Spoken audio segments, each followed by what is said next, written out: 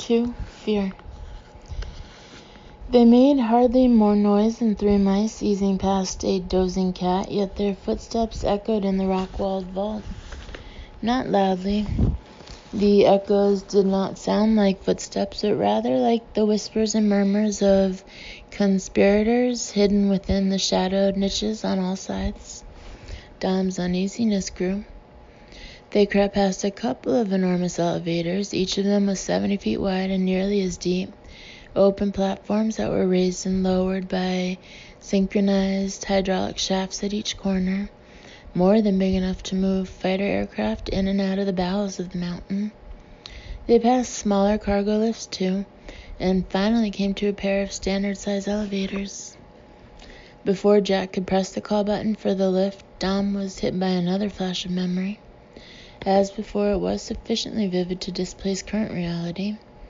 This time he recalled the crucial event of July 6, the white-to-scarlet metamorphosis of the moon, which suddenly proved not to be the moon at all, but a head-on view of the rounded bow of a descending ship. It was a plain cylinder with few features, none remarkable, almost homely in a way, yet he sensed immediately that its journey ending here had not begun anywhere on this world.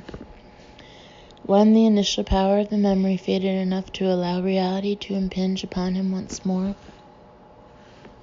Dom found himself leaning against the closed doors of the lift with both hands, his head hanging down between his arms. He felt a hand on his shoulder, turned and saw Ginger. Jack was standing behind her. She said, "What's wrong?" I remembered more. What? Jack asked. Dom told them. He didn't need to convince them that contact with an extraterrestrial craft had been made that summer night. The moment he reminded them of what he'd seen, their own memory blocks crumbled as quickly as his. In their faces he saw the singularly unique blend of awe, terror, joy, and hope that the event aroused. "We went inside," Ginger said wonderingly. "Yes," Jack said, "you, Dom, and Brendan." "But," Ginger said, "I can't quite remember what happened to us in there." "Me neither," Dom said. "That part hasn't come back to me yet. I recall everything up to the minute we went through the hatch into that golden light. Then nothing." For a moment they were oblivious of their perilous surroundings. Ginger's lovely, delicate face was bone white. Partly it was the bloodless look of fear, but not fear alone. Dom now understood, as Ginger did, why they had responded to each other so powerfully the instant that she had gotten off the plane at the Elko County Airport on Sunday. That summer night, they went into the ship together and shared something that had forever bonded them. "The ship's here, inside Thunder Hill," she said. "It must be." Dom agreed. "That's why the government took the land away from those ranchers. They enlarged the grounds of the depository to make it more difficult for anyone to spot the truck that brought the ship in." "It would have been a hell of a big load." Jack said it would have been a hell of a big load. "Like those huge trucks they haul the space shuttle on," Dom said. Jack said, "Yeah, but why would they hide what happened?" "I don't know," Dom said. He tapped the button that would summon the elevator. "But maybe we can find out." The elevator arrived with a quiet hum, and they rode down to the second level. Judging from the length of the ride, the top 2 floors of the installation were separated by several stories of solid rock. The doors opened at last, and they stepped into an immense circular cavern, 300 feet in diameter. From far above, the scaffolded light shed wintry beams on an odd collection of sheet metal buildings that hugged the walls most of the way around the chamber. Warmer light shone at small windows in 2 of those structures. Otherwise, they were dark and appeared untenanted. Dom thought it looked a little like a film crew on location. A bunch of dressing room trailers, 4 large caverns branched from the main chamber, one of which was closed off by huge wooden doors that were curiously primitive for an otherwise highly modern facility.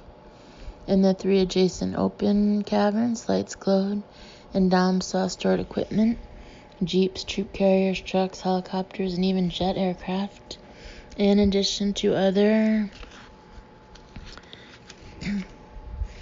trailer-like buildings with more lights at the windows than those in the main chamber, Thunderhill was an enormous arsenal and a self-sustaining subterranean city, which Tom had known, but he had not guessed at the immensity of it.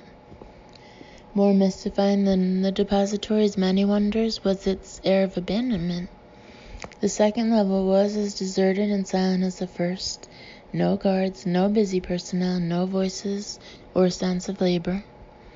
True, the caverns were slightly cool, and at this time in the evening most of the staff would probably keep to the heated living quarters, but a few should have been in sight. And if most were off duty, there should have been music, TV, voluble poker game conversations, and other muted recreational sounds wafting from the farther reaches of the facility. In a whisper so thin it was little more than a sub-vocalization, Ginger said, "Are they all dead?" "I told you," Jack said in an equally quiet voice. "Something's wrong." Tom felt drawn toward the huge wooden doors, almost 3 stories high, at least 60 feet wide, that sealed the entrance to the fourth cavern, so he allowed his feelings to guide him. Followed by Ginger and Jack, he walked as quietly as he could toward a smaller, man-sized door set in the bottom of one of those giant wooden portals. It was ajar, and a wedge of light, brighter than that in the main cavern, fell out onto the stone floor. He put one hand upon the door to pull it open, then stopped when he heard low voices inside. He listened until he ascertained there were only 2 of them, both men. They were speaking too softly for him to follow their conversation. Tom considered turning back, but he had a hunch that if he had an opportunity to look into any one room before being apprehended, he could do no better than this one. He pulled open the small door in the huge door and walked through. The ship was there.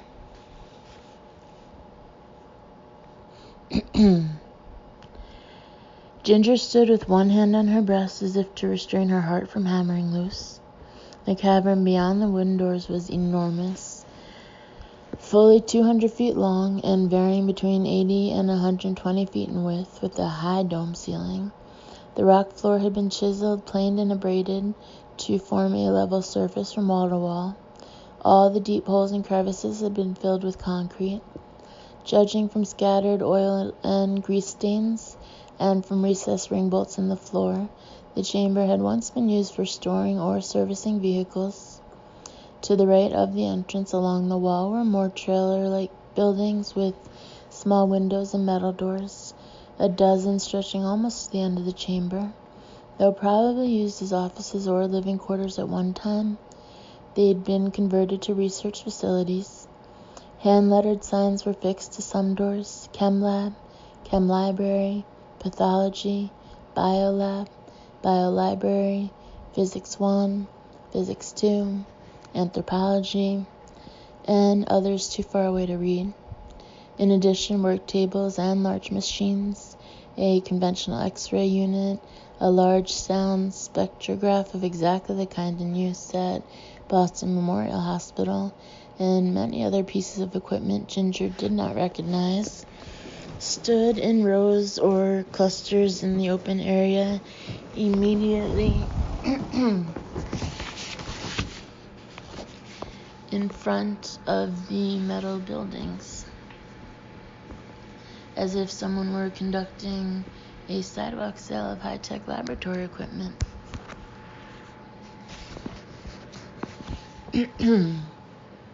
The amount of research to be done had outstripped the available quarters, which was no surprise, considering the object of the inquiry. The ship from another world lay to the left of the entrance. It looked exactly as Ginger had recollected minutes ago, when the forbidden memory had at last pushed through the block and returned to her. A cylinder between 50 and 60 feet long, 15 feet in diameter, rounded at both ends. It had been set upon a series of 5-foot-high steel trestles to keep it off the floor, rather like a submarine in dry dock for repairs. The only thing different from its appearance on the night of July 6 was the absence of the eerie glow that had changed from moon-white to scarlet to amber. It possessed no visible propulsion system, no rockets. The hull was nearly as featureless as she recalled. Here, a 10-foot-long row of shallow depressions in the metal, each big enough for her to insert her fist, but without evident purpose. There, 4 protruding hemispheres like halves of cantaloupes, also without apparent function. Here and there, half a dozen circular elevations, some as large as the lid of a trash can, some no bigger than the mouth of a mayonnaise jar, none higher than 3 inches, all quite mysterious.